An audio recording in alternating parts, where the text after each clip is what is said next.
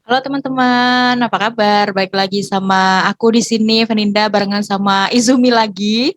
Kalau kita udah Halo. bareng-bareng, artinya kita bakalan ngegibah buku yang, ya kita gila bersama lah ya waktu bacanya. Apalagi bukunya Betul. kalau bukan Stephanie Garber, The The Ballad of Ballad of Never Never After. After. Nih. Nah, nah, The Ballad of Never After ini jujur kita berdua nggak tahu sinopsisnya tentang apa. Intinya tuh buku ini adalah lanjutannya siapa Once namanya upon Once Upon a Broken Once upon Heart. Kita disclaimer aja dulu kali ya.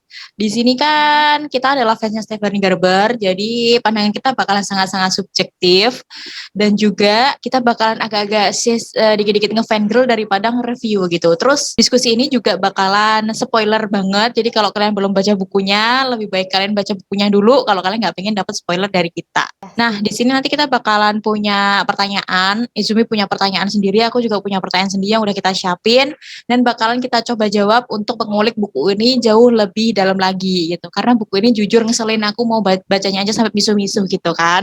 Mungkin aku ngasih tahu dulu ya, aku ini buku The Ballad of Never After-nya kayak begini. Mungkin aku ngasih tahu pertanyaan ke Kak Feninda dulu deh, karena Kak Feninda itu bacanya lebih baru dari aku, jadi beresnya juga lebih belakangan. Mungkin harusnya lebih ingat. Menurut kakak, apa perbedaan dari serian yang pertama, OUABH, ke buku yang kedua ini nih, The Ballad of Never After, yang paling mengherankan, yang paling gak disangka? Yang paling gak disangka tuh di sini karakternya jauh lebih banyak sih, kayak ada banyak karakter baru yang dimunculin. Terus yang kedua yang lebih mengherankan lagi adalah plotnya yang dibangun di sini tuh kayak super cepet sih zoom kalau menurutku daripada si buku pertamanya gitu kan. Terus di Ya, sini tuh setuju. kayak lebih banyak action dan juga lebih banyak darah daripada glamournya gitu. Kayak sisi darknya si Stephanie Garber nih akhirnya keluar gitu. Beda gitu dengan buku-buku dia yang sebelumnya. Kalau Izumi gimana nih? Oh, aku menjawab pertanyaanku sendiri.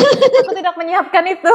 Oke. Oh, Oke, aku setuju sih Kak. Tapi emang aku cukup terkejut dengan penambahan karakternya yang sebenarnya menyambung ke pertanyaanku yang selanjutnya sih. Aku nggak nyangka di ceritanya Stephanie Garber ini dia karakternya cukup berani ya. Dia cukup menambahkan banyak dan meskipun plotnya juga agak padat, dia bisa membagi karakternya dengan baik sih menurut aku. Itu salah satu kemajuan di buku yang kedua ini. Meskipun emang masih agak banyak yang bolong-bolong. Jadi masih dari OABH ke The Ballad of Never After belum kerasa yang ditunggunya gitu loh, gregetnya tuh belum dapet. Mungkin di buku ketiga kali ya, aku masih menunggu gregetnya gitu di mana. lanjut ke pertanyaanku aja kali ya. Di awal cerita nih, Eva kan berjanji banget ya Cum ya kalau dia tuh bakalan stay away from Jax ya kan. Nah, Oh, waktu pertama banget baca sebelum ending nih, kira-kira tuh menurut lu tuh ini bakalan kejadian, maksudnya dia tuh bakalan benar-benar menepati janjinya dia atau enggak? berdasarkan karakter Eva yang dari buku pertama, dia itu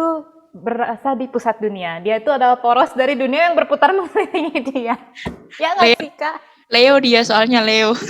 Iya, dia Leo, bener. Di satu sisi dia Leo dan dia tuh merasa dia jadi semuanya tokoh utama. Jadi dari awal juga aku udah yakin dia tuh nggak mungkin bisa apa yang jadi dia tuh cuman aduh kayak jahat banget ya kalau kita bilang dia tuh cuman ngomong doang gak sih Kak, nggak ada nih ya kalau kakak perhatiin di buku-bukunya tuh nggak ada satupun perkataan dia yang dia lakukan sesuai dengan perkataannya, gimana ya. Iya, iya bener kayak kayak dia tuh ngomong A gitu, nggak lama terus dia tuh tiba-tiba ngelakukan B kan nggak relate gitu loh sama apa yang dia Iya, lakukan dan itu tuh cepet banget gitu, nggak ada jeda kayak yang lama gitu karakter loh. developmentnya belum dapet kayaknya ya, jadinya kayak Iya, masih sangat ya itu deh kayaknya kata kuncinya loh Kak. Jadi nggak mungkin gitu, itu kayak pasti kakak juga nyadar sih nggak mungkin, iya, nggak mungkin. iya. Menurut kakak gimana? Kalau aku sih awalnya percaya ya. Soalnya dia kan kayak di akhir OHBH kan dia kayak udah jadi orang yang jauh lebih baik daripada sebelumnya kan. Lah ternyata kok Ternyata. sama aja gitu kan. Ya kayak ya dua Bener. buku ini kita ternyata dihadapkan dengan karakter yang bisa dibilang tidak berkembang. Udah intinya gitu sih. Oh ya, mungkin menurut aku salah satu flop yang agak sedikit mengecewakan tuh karakternya nggak berkembang. Jadi aku merasa karakter utamanya malah banyak dibantu dengan karakter pinggirnya yang lebih bijaksana. Ya nggak sih, Kak? Betul. Iya sih, menurut aku ya karakternya tuh cenderung bertambah parah princess syndrome-nya. Malah aku jadi di satu titik, aku jadi simpati dengan Jax dan Chaos yang harus ngurus dia. Ya nggak? Iya bener sih. Terus dia tuh juga di sini tuh bukan jadi orang yang jauh lebih baik, tapi dia tuh malah semakin menjadi-jadi. Ingat gak sih Zoom di bukunya ada scene di mana dia tuh kayak minta Jack itu kayak lu tuh harus punya perasaan layaknya manusia. Terus Jack tuh ngingetin aku ini takdir, aku nggak mungkin punya perasaan kayak manusia gitu. Dan itu tuh Evangeline ngomong kayak gitu nggak cuma sekali, kayak berkali-kali. Dan aku merasa kayak udah misuh nih, bahasa bahasa kasarnya keluar nih, Menurut Cak. kakak yang lebih manusiawi, Evangeline atau Jack? Buku ini tuh nggak ada yang manusiawi sih Zoom menurutku. Kayak semua orang gila dijaduin jadi satu gitu loh. Satu. Jadi aku merasa aku yang gila karena orang gila berkumpul menjadi normal. Aku ada suka sih. Aku ada suka si Jack di belakang itu yang dia masuk ke rumahnya itu loh, kayak yang waktunya berhenti itu. Lah Midstone. Itu kayak satu-satunya scene yang aduh, si Jack bertingkah seperti benar-benar bayangan aku. Apa pendapatnya mengenai banyak karakter yang tiba-tiba bermunculan di novel ini? Kalau menurut aku sih, aku agak kecewa ya, karena selain bukunya tuh jadi melebar kemana-mana, terus karakter-karakter ini juga nggak penting-penting amat. Dia tuh datang hanya sebagai dekorasi penambah aja gitu loh. Menurut aku juga, jadi balik lagi, karakter utamanya tuh nggak dapet Kak. Yang dapet tuh adalah karakter pinggirnya yang develop, justru karakter utamanya agak overshadow gitu jadinya. Ini kayaknya si Zoom sama pertanyaanku itu. Nah, di sini kan lanjut. karakternya banyak banget ya. Di sini tapi lebih banyak muncul kan yang dapat panggung kan si Evangeline sama Jack. Sekarang mereka adalah main karakternya. Nah, menurut lu tuh mereka tuh sebenarnya punya hubungan apa sih? Kalau dibaca setiap cerita tuh kan kayak, ya lu paham lah ya kalau udah baca. Mereka kayak tali tambang ya, pakai tali ulur. Menurutmu tuh mereka emang saling mencintai, asik? Atau gimana? Atau ada hal lain gitu? Aduh, aku nggak berani ngomong, tapi kayaknya ternyata si Jack-nya itu kan nggak seperti yang kita kira. Aku kira tadinya aku lebih nge-ship Apollo sama Evangeline. Terus? Jujur aja, di buku ini tuh banyak second crush-nya gitu Kak. Jadi aku nggak yakin lagi kalau Jack bakal bersama Evangeline pada akhirnya. Mungkin mereka jadi stay as a good friends. Terus aku nggak tahu si Evangeline bakal sama siapa, mungkin dia bakal sendiri, aku juga nggak tahu. Kalau dari tapi kan kalau dari narasi-narasinya kan mereka kayak punya sebuah romantisme gitu loh Zoom, apalagi di bab akhir. Nah itu menurutmu gimana tuh? Mungkin bisa jadi sih kalau dari Jack-nya tulus, tapi jangan lupa Jack itu mengorbankan banyak hal kalau buat Evangeline. Jadi menurut aku bisa jadi aja kalau dari merekanya, entah storyline-nya mengizinkan atau enggak, dari situnya aja. Tadi kan kamu tanya pendapat aku kan ya, kalau menurut aku sih kayaknya mereka bakal ended up together gitu, si Eva sama Jack sini kayaknya udah kelihatan gitu loh Zoom di sini. Kalau ya kayaknya sih mereka bakal berakhir bersama, tapi kalau mereka bersama sih aku nggak setuju ya. Aku nggak setuju Jack disatuin sama orang goblok kayak Eva, aku nggak setuju sih. Aku kasihan justru sama cowok-cowoknya. Terus aku tuh kayak bingungnya, kan dia cuma bisa berdetak sekali kan, bukan sama Evangeline. Terus aku jadi bingung. Menurut kakak apa yang bisa lebih dikembangkan dari buku ini? Kalau menurutku sih kan ini dari awal kan kisahnya kan soal Seekers-nya Apollo ya, yang dia the balada The Archer and the Fog gitu kan. Harusnya stay di situ aja sih. Terus dari awal kan dia emang pengen ngenyahkan si kutukan ini dari si Apollo. Harusnya stay di situ aja, nggak perlu ada babi buha hiho lalalali kanan kiri yang akhirnya melebar kemana-mana gitu kan. Satu hal sih Kak, kakak bingung nggak dengan timeline waktunya? Karena satu hari itu terasa jadi panjang banget Kak. Satu hari tuh kayak bisa berkali-kali ngapa-ngapain gitu, kayak timelinenya kayak kabur gitu. Iya, kayak dia tuh jadi diolor-olor kemana-mana gitu, dan membuat kita yang baca tuh kayak ini sebenarnya si Eva tuh ngapain sih, kampret gitu nggak sih? Ini sebenarnya tuh mau dibuat gimana sih?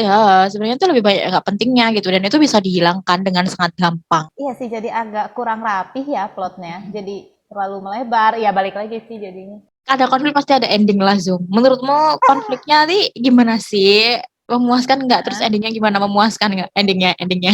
Pertama dari konfliknya, hampir setiap bab di sini memiliki konflik baru yang kecil-kecil. Jadi di dalam satu buku setebal ini, menurut aku cukup aja mengemas satu konflik utama dengan beberapa konflik tambahan, supaya satu konflik utama itu nggak overshadow. Tapi sayangnya di sini itu setiap ada karakter baru, terciptalah konflik baru. Sehingga di satu titik itu aku merasa karakter itu, Evangeline terutama, dia kayak banyak banget yang dipikirkannya. Di satu titik aku merasa agak capek bacanya, di poin capek, karena masalah tanpa solusi. Masalahnya justru endingnya tuh nggak ada yang diselesaikan Kak, semuanya menggantung. Iya, terus endingnya juga si spill aja lah ya endingnya. Endingnya kan agak gemes ya. Endingnya kan Evangeline tidak bisa mengingat apapun karena ulahnya si Apollo kan. Aku merasa kayak udah misu Zoom, aku kayak langsung yang membuatku kesel tuh gini loh Zoom. Kok tiba-tiba begini ujuk-ujuknya tuh, narik kesimpulannya itu dari mana gitu loh. Nggak ada yang selesai ceritanya, nggak ada. Kita cuma jadi tahu Fates itu aslinya dari mana, tapi udah gitu, nggak ada yang menjelaskan kenapa mereka jadi Fates gitu kan. I don't know. Nggak tahu lah, aneh. Jadi kurang puas sih Kak aku kalau misalnya disimpulkan. Kamu Mbak ini kayaknya udah terjawab sih soal enjoy nggak baca bukunya gitu, sama kasih rating berapa sih buku ini. Spill dong Zoom, spill. Kalau aku dari enjoy atau tidak, tentunya agak sedikit jatuh dari ekspektasi sih jujur aja. Karena aku menunggu banget bukunya. Karena UABH-nya buku pertamanya bagus. Teman-teman itu kayak naik dari yang serial dulunya. Tapi sayang buku yang keduanya tuh kayak kurang matang. Jadinya enjoy-nya tuh cuman di bab pertama sama bab terakhir. Bab tengahnya bingung, sakit kepala. Kalau dikasih rating, kan aku kasih, wah ini susah sih rating. Ternyata ini susah ya. Mau ngasih 3, asa kasihan. 3 dari 5 deh. Kalau dari kakak gimana? Jujur ya, Zoom aku beli bukuin dari rilis ya. Baru masukin udah beli. Itu udah berapa bulan, Mbak Hesti? Udah lama banget kan?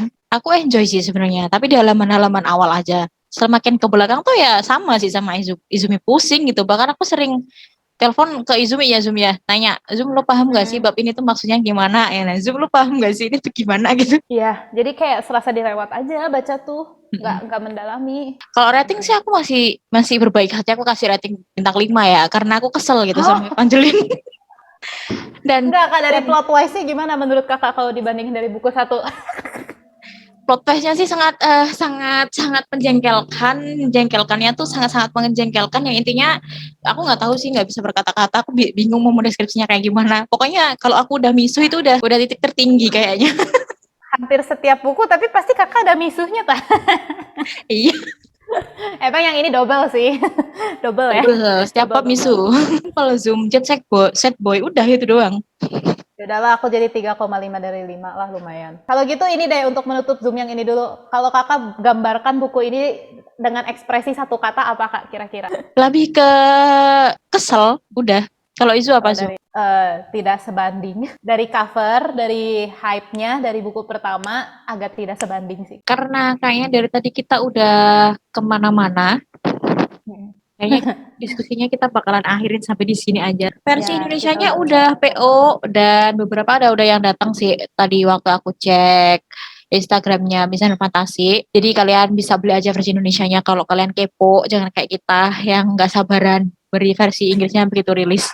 Jadi ya udah, jangan lupa follow Instagramnya Izumi, Leicester Library. Ya, ini udah keempat kalinya loh dia di sini, guys. Kita bakalan ada diskusi kayak gini lagi nanti kalau Stephanie Garber rilis buku baru. Dan kita udah ada gaji untuk belinya.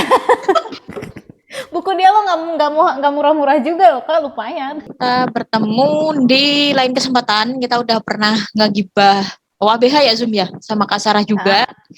Jadi kita ada reading vlog juga bareng-bareng. Jadi ya kita ketemu di sana, bye-bye. Dadah.